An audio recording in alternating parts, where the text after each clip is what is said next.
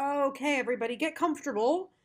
You'll notice the slide template's a little bit different with this one because I have updated the hip fracture post-operative presentation because a new guideline came out. And so we've been presenting this in different parts of China in different settings. And so basically, I am going to record this presentation with that in mind. This one's going to be a little bit longer than the other ones, but this one is probably the most important one that you could hear of anything that we're doing, because this information that I'm going to give you with this particular recording is really, really important to be talking about with our doctors. Hip fracture, open reduction, internal fixation. So hip fracture post-operative care is really, really important stuff in China. We see a lot of hip fractures in a lot of settings, especially if you're in any rehabilitation setting.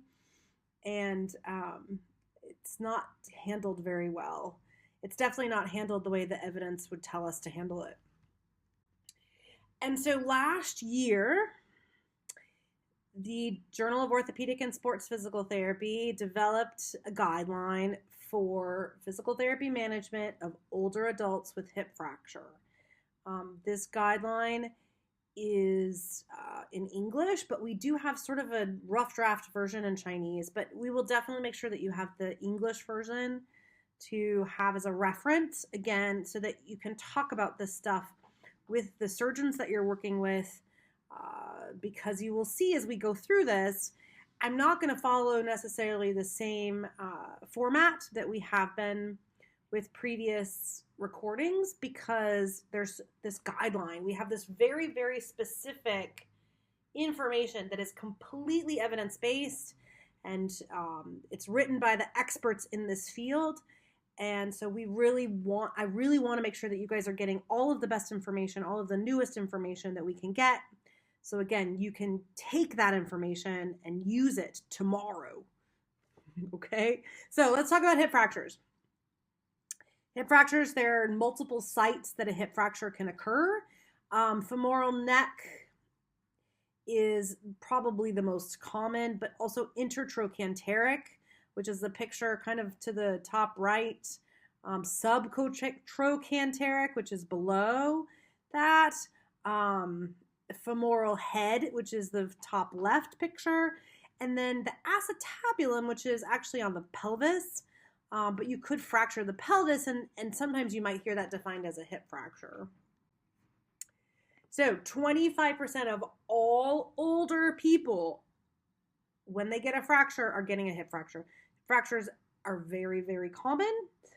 They are the leading cause of hospital admission. They are the leading reason, orthopedically, the leading reason why older people are in the hospital is because of hip fractures. And they unfortunately will stay in the hospital for too long because of hip fractures. So if they're over 85 years old, this group of people probably are getting help from other people. They probably there's the possibility, I'm not going to say they probably, but there's possibility that they're cognitively not completely aware, so they could have cognitive impairments, and these things will lead to more likelihood of falls. And this is how we get hip fractures, is because of a fall. And so this is the population we're dealing with. They're older people who already probably need some help and are trying to move around as independently as they can. Maybe they're safe to do that, maybe they're not, and unfortunately they end up having a fracture. And so they have a fall. They're going to pretty much always go in and get an x-ray. Okay, so it's pretty common. This is the easiest way to see it. The fractures, you'll see the fracture on the left, the one in the middle, those are real obvious. The fracture on the right, not quite as obvious, but again, this is anybody who knows how to look at an x-ray is going to be able to tell you that they had a hip fracture. Most of these patients are going to have surgery. Okay, the only contraindication there would be for not doing some sort of surgery is if there is cancer. Okay, that's the only reason that somebody would say, okay, they shouldn't be doing this because right now they're being treated for cancer, they're getting chemotherapy or radiation or something, and so it's not smart for us to be doing a surgery for a hip fracture. We need to wait. There really isn't any other reasons to not do a surgery unless it's a really, really small fracture. But most of the time they're going to do some sort of fixation as a surgery, and we'll talk about the different options for that. Any delay of surgery of 3 days or more, the patient is more likely to die. Okay, and we're going to talk about all the complications, all the reasons why that's true, but just recognize that getting them, if they've had a fracture, if you suspect a fracture and the x-ray shows that there is a fracture, they should be getting into surgery as quickly as possible to start the recovery period as quickly as possible. So we do have a video for this one. They'll just talk about what the surgery looks like. So most of the time, they are going to do an ORIF, so open reduction, internal fixation. They're going to put them in a little bit of valgus because it's a little bit more stable, but it kind of depends on the area of the fracture. And as therapists, we kind of need to know the area of the fracture on some level, but not significantly. And again, we'll talk about why that is true. Usually they're going to use what's called intramedullary nailing, and this works best for subtrochanteric and unstable intertrochanteric fractures. And then they're going to also use screws, which is best for those stable fractures, so intertrochanteric fractures. They might use that screw and plate system, which is kind of what you're seeing. That dynamic screw and plate system is what you're seeing in picture A, the one on the left. And the kind of just the intramedullary nailing is picture B, so the one on the right, okay? And then they might just use large amounts of screws. The one on the left, that dynamic screw plate system, is going to be the most stable system that they can get, but they have to cut through a lot of soft tissue. So you're more likely to maybe have some possibility of injuring this muscle, like the hip abductors or hip flexors or extensors, rotators, and you're more likely to possibly even affect a nerve during that kind. So just using screws is less invasive, but it's not as stable. And then the last possibility that might occur with a hip fracture is a total hip replacement.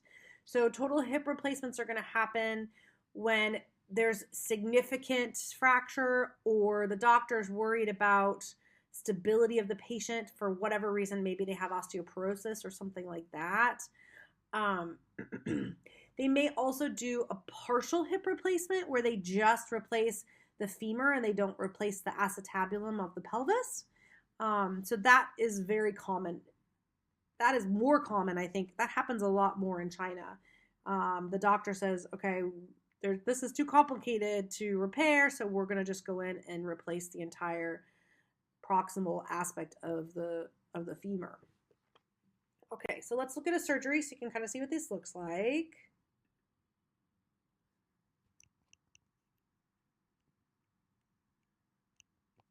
Hip fracture types and fixation. This is a quick review of the hip fracture types and its fixation. The hip fracture can be a femoral neck fracture, which is called subcapital fracture, or an intertrochanteric or subtrochanteric fracture. The femoral neck fracture, which is subcapital fracture, there is a high incidence of universal necrosis and non-union. There is a high mortality in the elderly. And the treatment, if it is non-displaced, you will do pinning by cannulated screws for the young and for the elderly. And if it is displaced in a young patient, you will do reduction, either closed reduction or open reduction, followed by pinning with cannulated screws.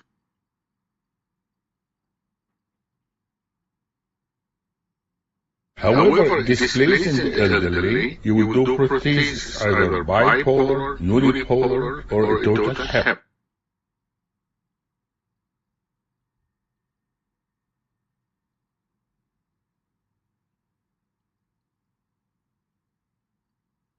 It's not advisable to do close reduction and screw fixation in displaced subclavicle fracture in the elderly.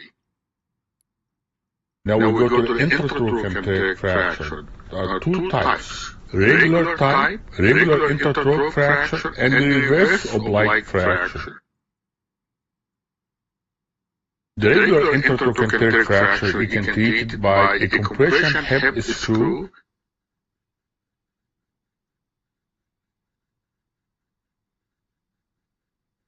or intramedullary nailing. Some people prefer a long nail, but usually treated by a short nail.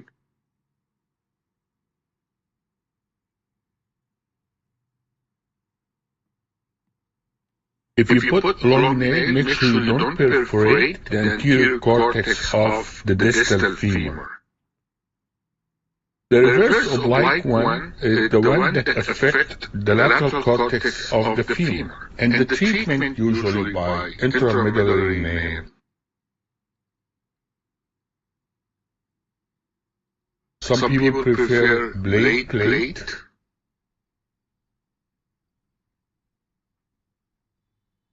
or fixed angle plate.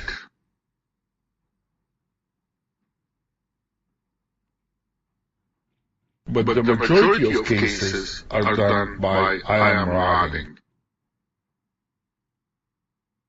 Do not use compression hip screw with reverse oblique fracture. There will be medial displacement of the fracture due to the pull of the abductor muscle. It is not a suitable device for reverse oblique fracture. How about subtrochanteric fracture? The fracture line extends distal to the lesser trochanter. The fracture is subjected to high stress load, and non-union can occur here quite frequently. The subtrochanteric region has a hard cortical bone that doesn't heal very well. The majority of cases are treated by an intramedullary nail.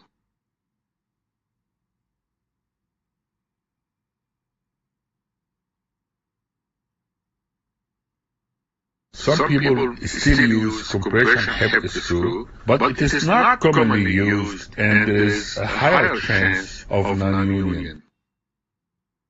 You may want to do this case closed so you preserve the blood supply and the healing ability of the fracture. Thank you very much. I hope that was helpful.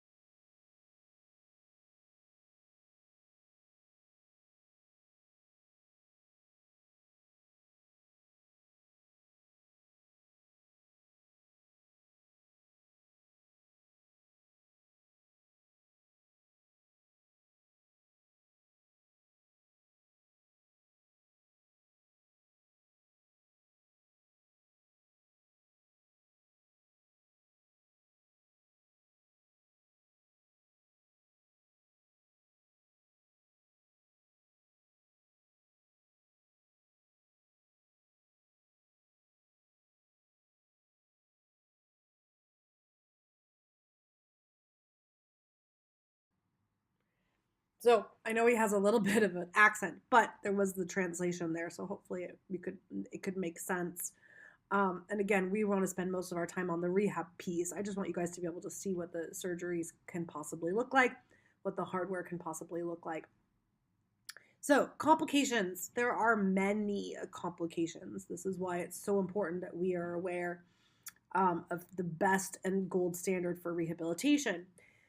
Cognitive altercations, neurological altercations. So cognitive, meaning that, they were relatively aware of the world, and then they had this fracture, and all of a sudden they're not. And nobody really knows why that happens, but it does happen. Neurological altercations could be like nerve damage. So just keep that in mind, nerve damage around the surgical area. Avascular necrosis, you'll see up to 18% of your patients can get avascular necrosis. And we've talked about that with other surgeries as well. But getting to that head of the femur, then losing blood flow, it unfortunately happens somewhat regularly. But the biggest complication are urinary tract infections, or UTIs. This is something that, unfortunately, because these patients are often in the hospital for a long period of time and maybe not very mobile and not able to go to the bathroom very easily, they end up with urinary tract infections. Anybody who's worked with patients with this, it changes their cognitive level. So, unfortunately, again, you're working with rehab with these patients in a hospital setting or a rehab setting, and, they've had this hip fracture. They seem kind of like happy, normal person who is kind of motivated to get up and move. And then the next day that you come in and they are acting weird. And like they don't remember where they are. They're like confused. That's could be a side effect of a urinary tract infection, which sounds so weird, but unfortunately, UTIs can lead to cognitive issues. And so now you have this patient that you can't work with, even though you want to get them up and moving, because they have this UTI. So it's definitely an issue that we have to deal with. And if the patient has it, you can try to do stuff, but they might be confused and they might be uncomfortable. So just keep that in mind. Other surgical complications, as you saw in the video, non-union is a definite surgical complication, especially the more distal the fracture is along the femur. The screw cutout rate is not huge. This is the thing that everybody seems to be so scared of in China, is that the screws are going to somehow push through and cause tissue damage and all sorts of things. It's just not that frequent. It doesn't happen that much. And I don't know what the percentage is in China, but I can tell you that outside of China, it's like 0.05%. I mean, it's like a really small percentage that actually happens. And this is completely related to body mass index. So again, your patients in China are generally pretty light people. They're not overweight. The screw cutout is much more likely to happen with somebody who's overweight. So again, it's just not a complication I've ever seen in China, and I don't think it happens very often at all. Another complication that could happen is other fractures of the femur, which again, it's very rare that those things are going to happen. Unfortunately, during the first month after hip fracture, the mortality rate is 20 to 30%. 20-30% of patients who have a hip fracture die within the first year. Okay, that's a huge number. There are very, very few other types of surgeries out there in this world that have a mortality rate that is that high within the first year. So this is why, again, you have to recognize the importance of movement and the importance of the things that we're going to talk about, what the guidelines suggest. This clinical practice guideline from JOSPT suggests, because we're trying to decrease that mortality rate. Okay. At 1 year, 60% will require some sort of assistive aid or some sort of assistance to walk. So a walker, in China, they might use a person. We would prefer they used a walker or a cane, right? So that they can be a little more independent and they can use that. But a lot of them need some help somehow. Unfortunately, 50%, half of your patients are not going to go back to what they were before the fracture. So again, these these outcomes are not good. They're not good. So, but we have the ability to influence that, okay? And then 10% will fracture the other hip, either because of a fall, well, always because of a fall, but either because their balance hasn't been addressed or because they have pain or something else. So there's a lot of issues that we see within that first year after a hip fracture. So how can we provide success? How can we change this? How can we make outcomes better after hip fracture? One thing we have to definitely ask, and I think we've talked about this before, we're always going to ask this question during our interview. What did your activity level look like before this injury, before this surgery? What was your movement like? Were you active? Were you not active? Did you sit around all day? Did you sit at a computer all day? Like, what was your situation? If their activity level was high before the fracture, their outcomes will obviously be a lot better, and you're going to be able to rehab them with better quality of life at the end. Another predictor that we're going to talk about over and over again today is that they need to move early and they need to weight bear early, and we're going to talk about what the recommendations are, but they should be getting moving as quickly as possible. We're talking same day, next day after surgery, okay? Another predictor of success is their mental state. So mental state could be cognitive state. So are they aware? Can they follow your commands? But it also can be their mental health state. So are they motivated? Do they have a reason to want to get up and walk? Do they have any issues or history of depression or anxiety that might be affecting their motivation? Those are really important things to be aware of as you're starting their rehab. And then obviously age is a big one. Older they are, the worse their outcomes are going to be with this hip fracture, unfortunately. If you do a good job with your rehab, they may not get back to where they were before their fracture, but they will be able to do most things, and they'll probably be relatively okay, relatively motivated to keep moving. So that's a big job. We have a big job in front of us with these patients. All right, so the guideline that I mentioned before, the JOSPT guideline, they have a summary statement that they made about weight bearing. Okay, this is really important that you understand this summary statement. Okay, the evidence to support weight bearing as tolerated comes from observational studies, often prospective studies over decades, to determine whether unrestricted weight bearing was associated with complications after a surgical revision. Okay, so what does that mean?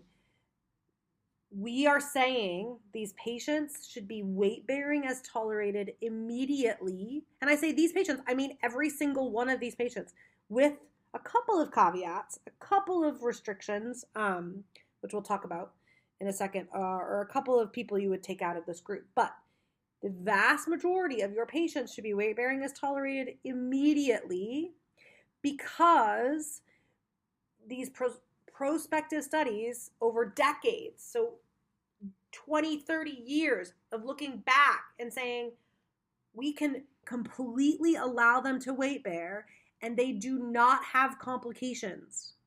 Okay? They do not have complications. They don't have those things that we just talked about, meaning like the surgical complications, like the blowout of the screw blowouts, those kinds of things. Okay? The second part of this statement. Although largely from observational studies, the evidence supports weight bearing is tolerated as early as possible after surgery, based on the lack of adverse events or complications and improvements in balance and mobility outcomes. Okay? Weight bearing is tolerated as early as possible will improve their balance, it will improve their mobility, it will improve their quality of life. Okay? And the research is there, the guideline is recommending it. So this is from the guideline. I do have this table in Chinese. I'll show it to you guys in just a second. This shows you the type of fracture, what the surgical treatment is, and any type of precautions, okay? you will see that no matter the fracture type, there are no precautions for anyone except an unstable displaced femoral neck.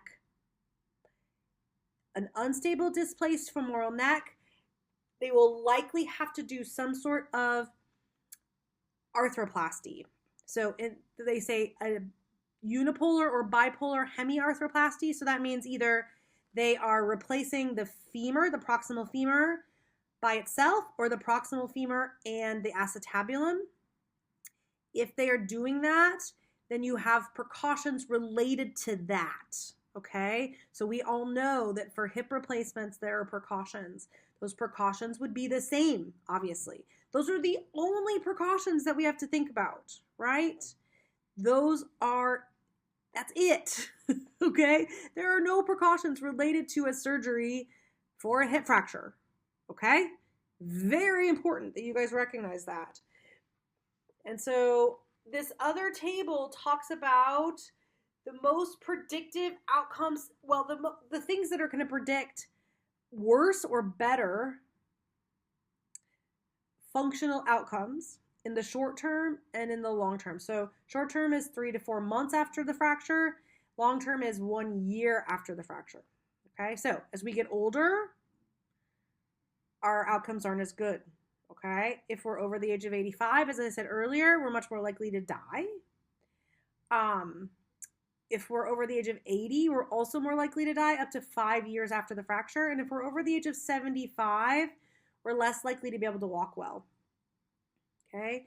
Other things that can predict outcomes are things like comorbidities, so things like diabetes. We've talked about that, or inflammatory diseases. Another thing predict outcome, as we already said, their pre-fracture functional mobility. So how much were they moving before the fracture, and how good was their movement before the fracture? And then the last thing is their cognitive abilities. So do they have any type of cognitive impairment, dementia, those things? Obviously, that will negatively affect their outcomes. So this is the same two tables in Chinese. I'm just going to pause here for a second so you guys can take a look at those. Again, these are part of, these tables are part of the guideline in English. So I would highly suggest having this guideline easily available and ready so that you can talk about it with your doctors. So this is from another reference, Eric Kubiak, who is a really, really great researcher, physical therapist, or actually he's a doctor, and he works with a bunch of physical therapists, I think in Utah, on the west coast of the U.S., and he basically went through and kind of looked at all the research as well and talked about all different types of fractures. And you'll see here for fracture type, extracapsular versus intracapsular, and then acetabulum. Let's look at all of those. That's fine. What he is suggesting is weight bearing is tolerated for all of your elderly patients. Okay? Weight bearing is tolerated for all of them immediately. So just what we talked about with the guidelines. However, he suggests touchdown weight bearing for 6 to 12 weeks for patients under the age of 65. Okay? Patients less than 65 years old should be doing touchdown weight bearing, so very little weight bearing essentially, for 6 to 12 weeks. And you say, wait a second, that doesn't make sense. Why are the young people being told touchdown weight bearing? The reason is because they are young people. It's because these patients are less likely to have the complications that we just talked about because they're young people. Because they're probably relatively active, compared to a lot of 85-year-olds.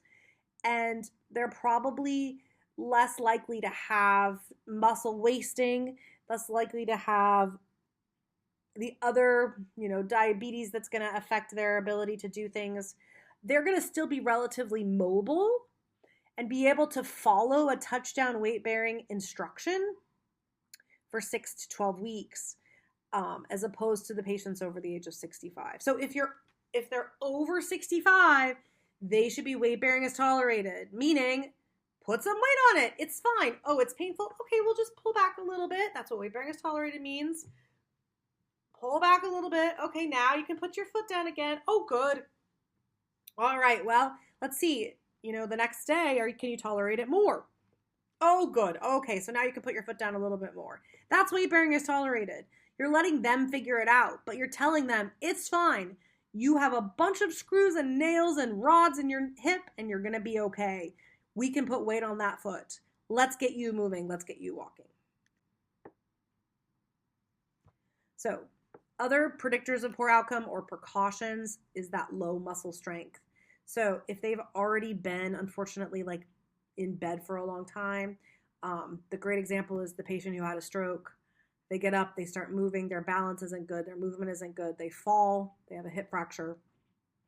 So before the fracture, they already had issues, and now it's just gonna be a more complicated rehab, right?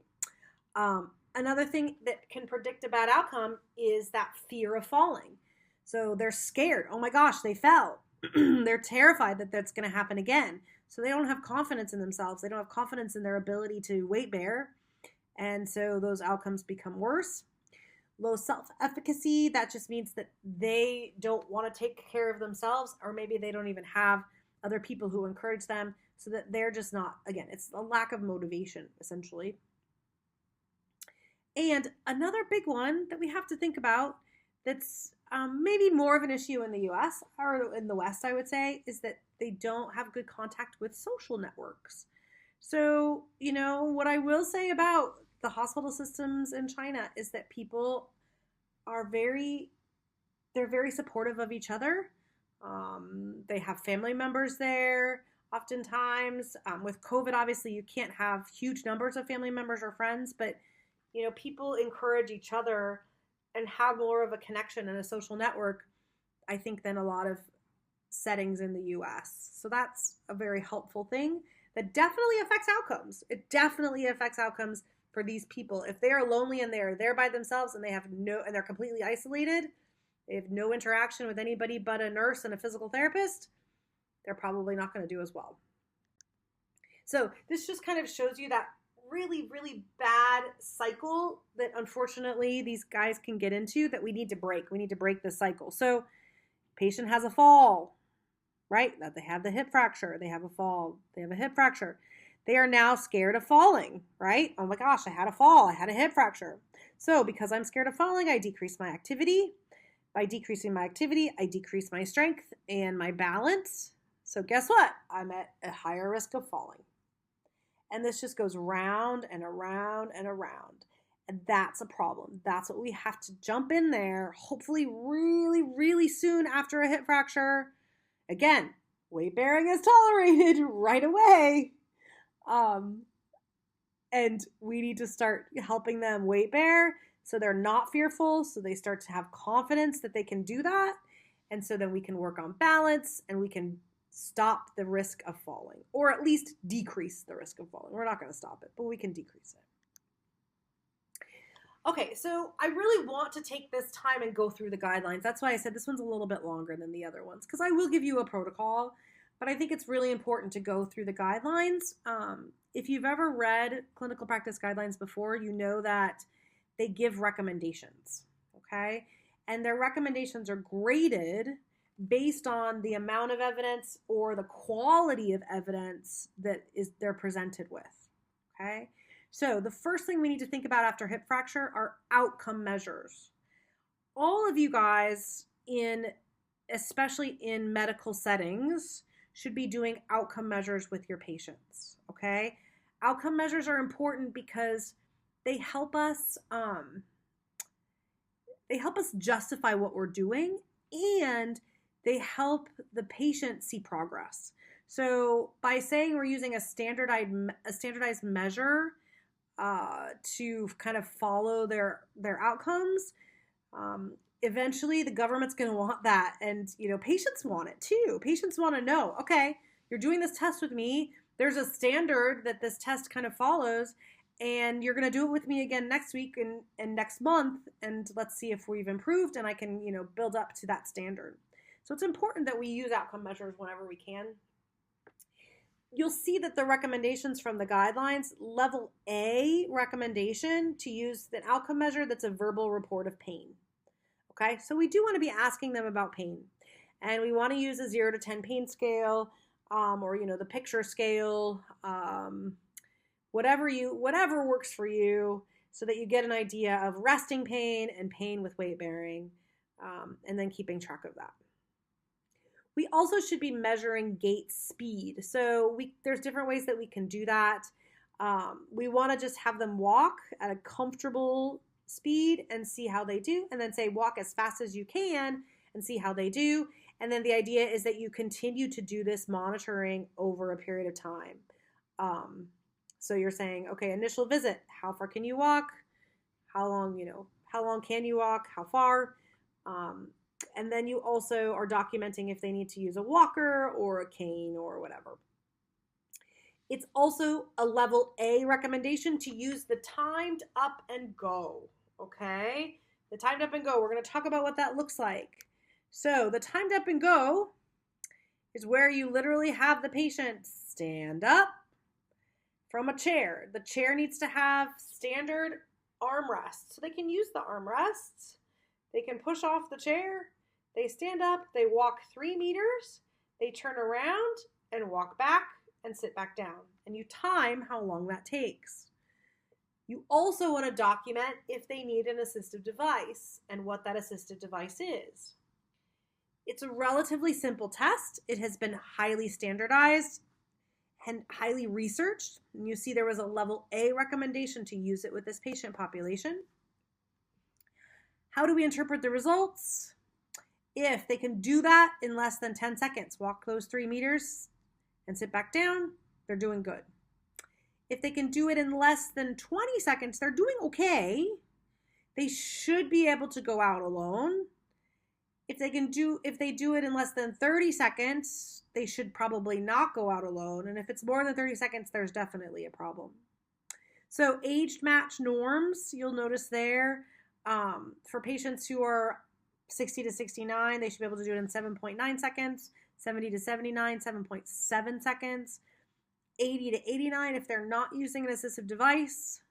So again, cane or walker, 11 seconds. If they are, it should be done in 19.9 seconds. So now you have these standards. And again, you're measuring them when you first start, and then you're measuring them at a halfway point or wherever you can, once a week if you want to. You're measuring them at the end. Again, this is a 20-second test. Takes you no time, so just do it. Just use it as a good standard. Other outcome measures to use that can be also helpful. These are a B recommendation, so not quite as good as the level A, but you can do a 30-second sit-to-stand test or a 5-time sit-to-stand test. And I will show you those standards here in just a second. You also can use a 6-minute walk test. And you really can only do the 6-minute walk test if they don't need assistance to walk. They could use a walker or a cane, but you can't touch them during a 6-minute walk test. So they need to be able to do the 6 minutes without your help. So let's talk about the 30-second sit-to-stand. Here are our standards for that number, and you'll see the picture there. You have them stand with their hands crossed over their chest like that, and they're just sitting and then standing up, sit down, stand up. How many times can they do that in 30 seconds? 5 times sit-to-stand. They do it 5 times. How long does it take? So again, you have standards for these tests, but the idea is also that they are improving each time you do the test. And then for the 6-minute walk test, this is used in lots of different settings, right? 6-minute walk test. This is a great one to use with this group. They are walking 30 meters, okay? They set a path, start to end at 30 meters. So you just have to have that space to measure it out, which in some settings can be hard, but not awful. And basically they're starting, they walk 30 meters, they turn around, they walk back. That's it. You're doing this for 6 minutes, and you every minute or so you say, oh, good job, or whatever, you got 5 minutes left, you got 4 minutes left.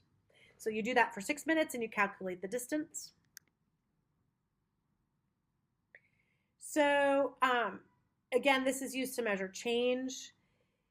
A 30-meter improvement from one test to the next test is considered a significant improvement, okay? If they're very old or very frail, you may have to use more of a percentage of improvement, okay? So what's normal? Between 60 and 70, if they're a man, they should do a lot better than a woman. Oh, big surprise. So about 500 meters for men, 405 meters for women. If they're between 70 and 80, you can see the numbers. And then you see between 80 and 90 that the numbers do significantly drop. And with their using an assistive device, they should be able to do about 197 meters. So again, that's a significant decrease in numbers, but those are the norms. So that's kind of what we're looking for as a goal for our patients. Questionnaires are another big thing. So we use outcome measures that are standardized, and we can use outcome questionnaires that are standardized as well. Specifically for hip fracture, there's a couple of questionnaires they suggest. This level B recommendation is for the new mobility score and the falls efficacy scale. And for both of these, I couldn't find them in Chinese that was a validated version. So if you want some research to do, we're kind of in the process of trying to validate them, but go for it. See if you can find it and do a validated version. So here's the new mobility score. Very, very easy, right? It's 3 things and you grade them from 0 to 3. Very easy. Falls efficacy scale is a little bit longer because they're doing like 1 to 10. 1 being very confident, 10 being not confident for doing these things. Okay, so both of these, again, they have good validated versions in English, but they don't in Chinese. What you're doing is you're giving them this questionnaire at the beginning, and they're giving them at the end to see if there's been a change. So we're really trying to see, okay, improving in outcomes or not.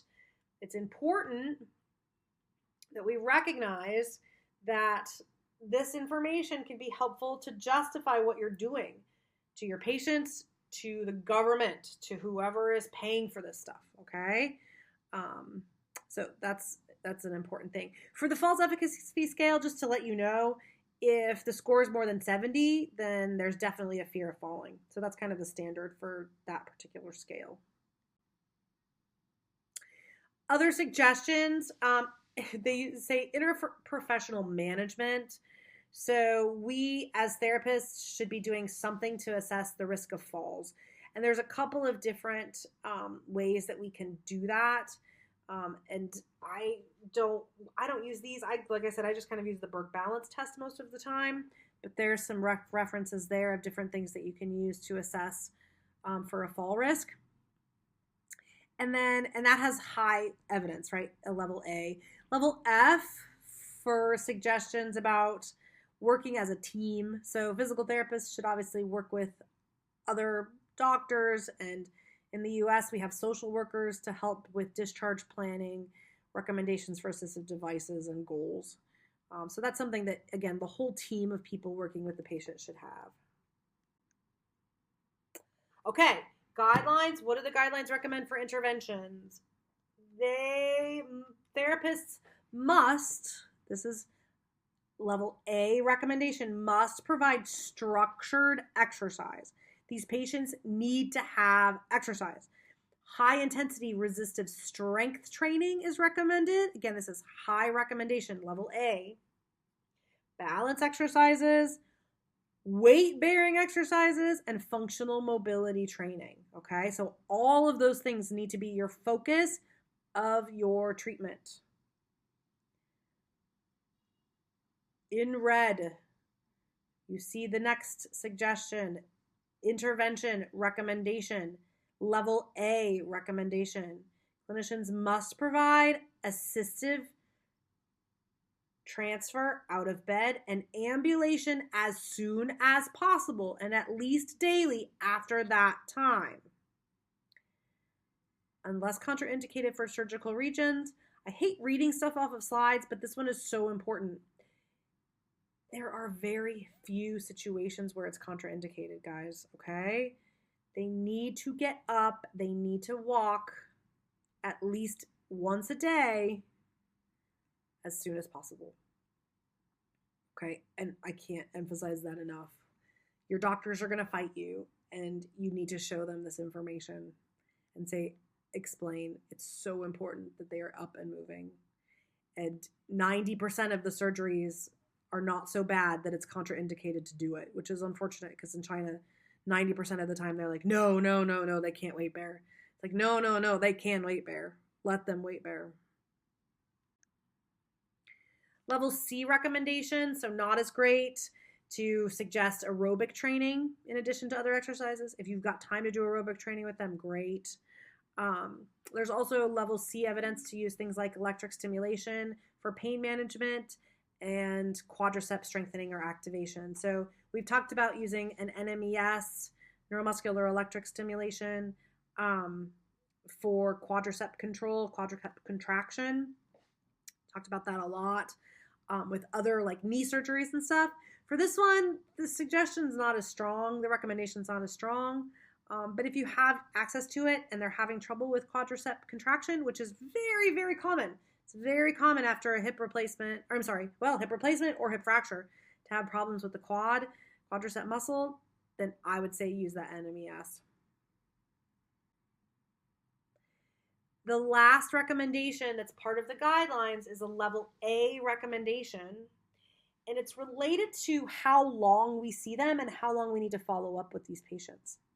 What they're saying is you really should continue treatment 2 to 4 months after the fracture. So I think most of our patients in our setting, in our rehab setting, we're seeing them maybe 3 months or so. I think that's probably pretty average after a fracture. We would love to give them the opportunity to continue outpatient therapy after that time. It is important for this group, once they're discharged from an inpatient setting, to try to do outpatient related to strengthening, balance, functional training, and gait training.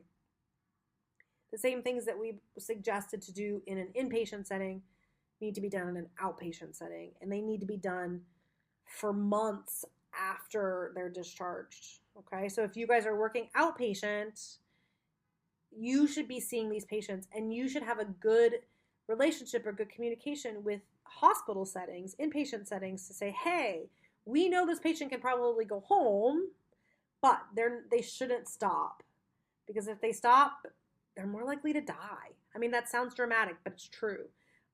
So really having a good discharge plan where they can do outpatient therapy can be really, really helpful for outcomes long term. All right, so let's give you the protocol here. Here is the protocol. So the first phase of our treatment is protected motion phase, and we're working with a team. And that's important that we work with a team, especially if the patient has dementia. So if the patient's not cognitively aware, we need to make sure that we're kind of having good communication with everybody else involved, not just the family, but everybody else, to make sure that they are progressing like they're supposed to. It's important that we're educating our patients as much as possible right from the beginning to help them understand these things, not to scare them in any way. We're not scaring them by saying, oh my gosh, you could die in the first year, right? We're not going to say that. But what we are going to say is that the outcomes can be not so good if you're not willing to do something. If you're not willing to start moving early, the outcomes are not going to be as good. Okay? And so we need to make sure that they understand that there is that possibility that they're going to be more functionally dependent, that they're not going to be as mobile. And we just want them to know that. And, again, it's just more to help motivate them. That's the reason we want to give them confidence and say, hey, you can do this. This is what's going to make you better. So you will see that I say non-weight bearing as the initial phase. The only reason I say that, guys, is because that's what they say in China, okay? If you can get them weight bearing as tolerated, even better. But I'm giving you guys this protocol very purposefully, because this is probably more likely what you're going to do in that first week, okay? It's not the best, but it's more likely what's going to happen. So you need to know that that's true, but also recognize that if they're letting you do weight bearing as tolerated, that you're going to be a happy person and the patient's going to be happy too. Okay, so if they're non-weight bearing, then we want them sitting. We want them standing at least.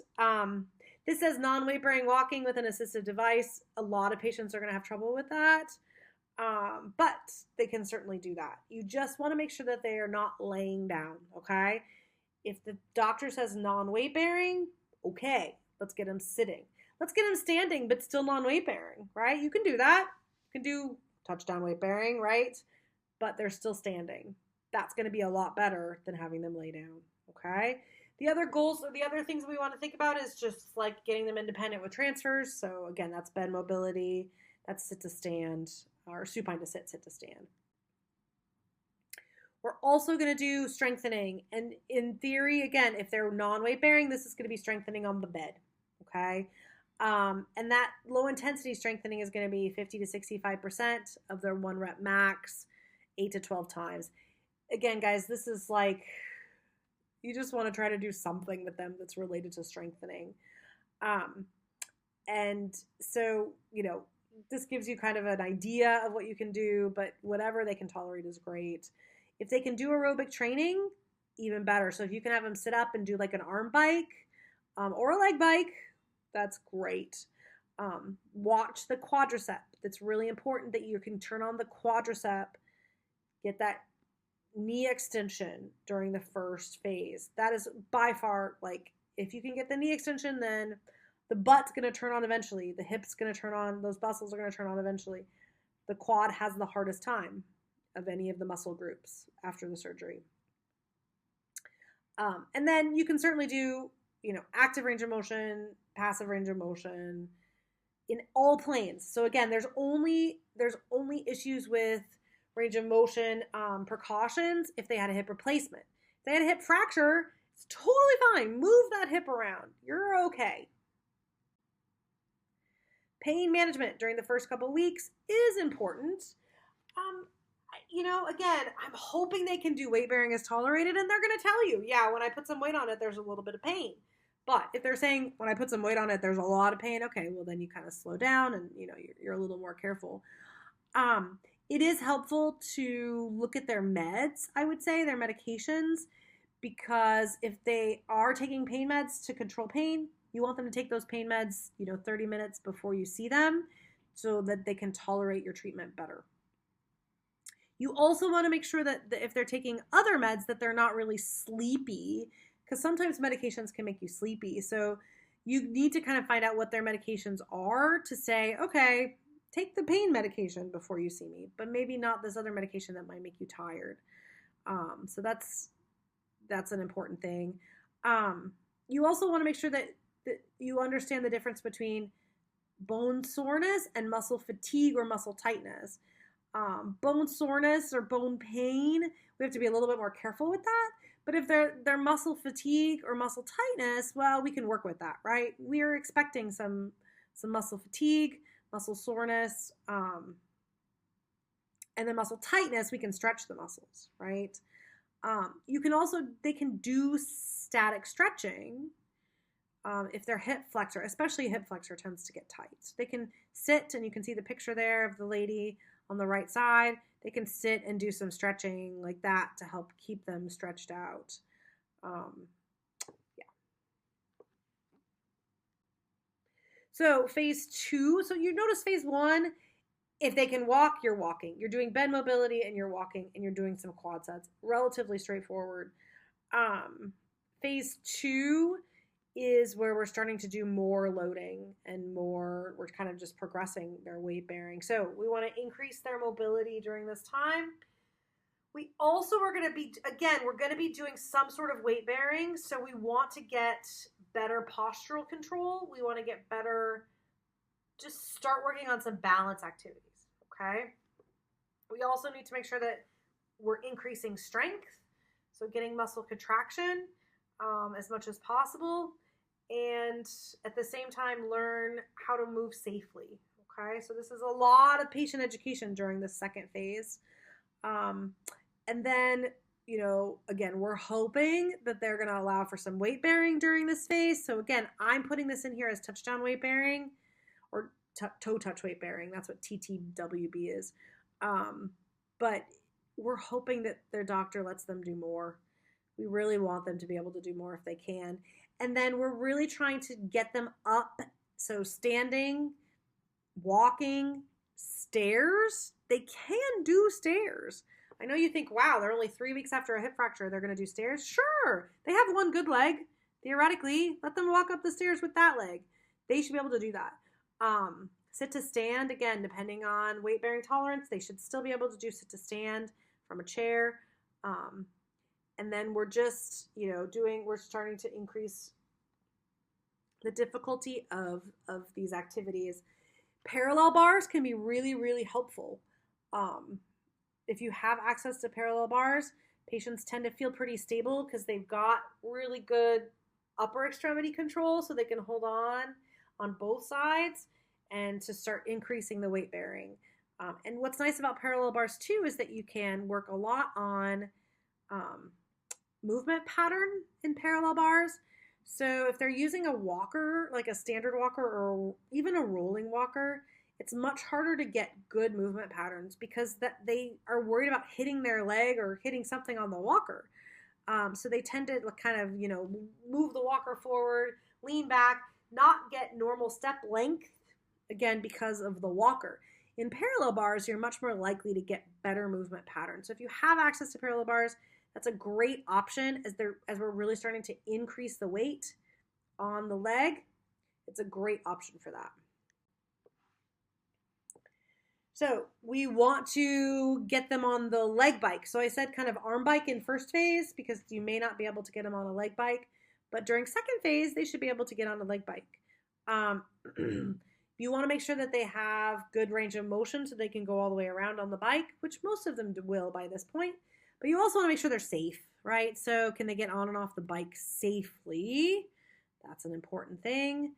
And your exercises are really going to focus on function. And you guys have heard me say that many times, but you're working on things like, okay, sit to stand, that's function. Once they're standing, you're working on things like weight shifting so that you can weight shift and take a step forward for walking. Weight shift the other way, take a step forward for walking. You can also do toe taps on a step or something like that to get them ready to lift that leg up to step up for stairs, right? So all of these things you're working on in the second phase are related to progressing to the normal functional movement.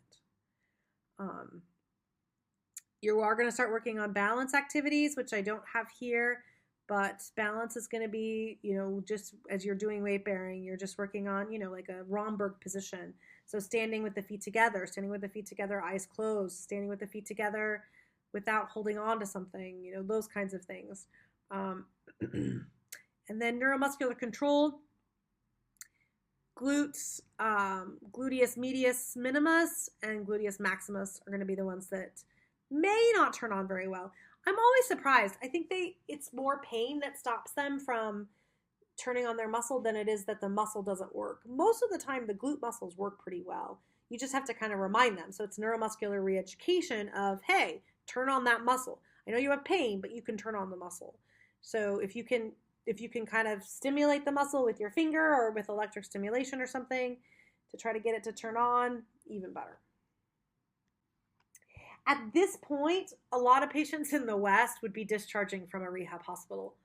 I know that's not true in China. They're going to probably stay in the hospital, like I said, for a couple of months. But most patients after a couple of weeks or a month are going to be discharged from. So we have to think about discharge planning.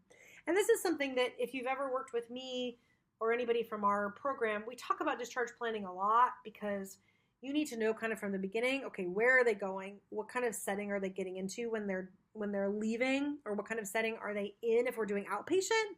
Like what kind of setting are they living in now? And so if we're thinking about those things, we have to figure out, if they're safe to go there. And then how can we encourage them to continue with their therapy, again, in an outpatient setting? But they may be staying in inpatient. they may be going to outpatient. Regardless, we should have them full weight bearing during this third phase. So partial weight bearing is again, the way that China does it. They're going to say, oh yeah, at 6 weeks you can start doing full weight bearing, which is kind of frustrating. But they should really have full weight bearing. They should have full weight bearing by phase 3, you guys. Again, I'm putting this here because this is usually how we have to think of it, but by 6 weeks, they should be full weight bearing. By week 1, or actually probably week 2, they should be full weight bearing. But again, I know what China looks like, so having that conversation is worth it. You also, during the first couple weeks of this phase 3, you're starting to do more advanced activities like walking in different directions, maybe adding some weight when they're squatting. Stair training, you must be doing stairs, and they should be able to step up by week 5, 6. They should be able to step up with their involved side. So before, remember, you're doing the uninvolved, you're just doing like a step 2 gait on the stairs. Now you should be able to go step over step on the stairs. And balance training. With balance training, you want to start doing some anticipatory reactive type of training. So that means, again, they're standing, maybe not holding on to anything, maybe feet together, and you're giving them a little push through their trunk, or you're having them reach for things, those kinds of things. You also need to work on aerobic health because, again, a lot of these people probably, it depends. It depends on how mobile they were before the fracture, but some of them probably weren't terribly mobile. And again, if they're in a setting where they've been in non-weight bearing and not moving for a month, especially if they're older, their aerobic capacity is going to be decreased significantly. And so you have to spend time on aerobic activities, meaning walking, right? They could cycle if they like cycling, that's fine. But kind of following these suggestions about a 5-minute warm-up, 20-minute endurance, and then 5-minute cool down at least 3 times a week is going to be helpful for their aerobic health. And you really need to make sure you find a way to do that by week 5, 6. So as we work into after 6 weeks, again, this is a China timeline. After 6 weeks, they should be weight bearing, full weight bearing. There is no reason why they can't, okay? There's no reason why they couldn't before, but there really isn't any reason. There's no justifiable reason for them to not be full weight bearing. And so with that being true, we need to make sure that their gait looks beautiful, okay? We want their gait to look as perfect as possible. Their gait possibly could be using an assisted device.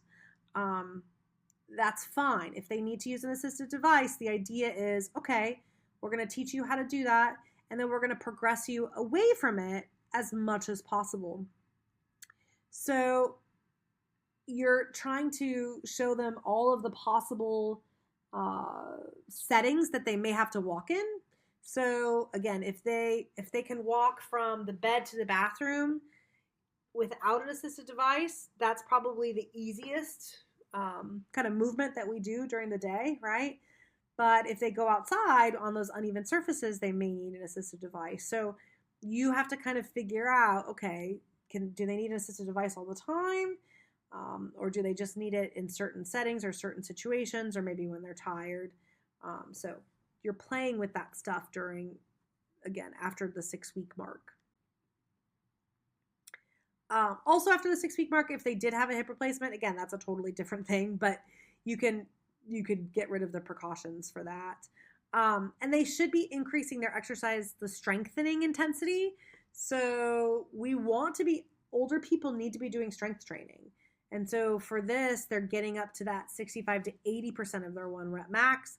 They're doing that 8 to 12 reps and multiple sets, okay? You want to find ways that they can go home with that because, again, by the end of this phase, they're probably going home. We kind of hope they're going home. So we're trying to give them some home exercises, and then hopefully they can do some outpatient.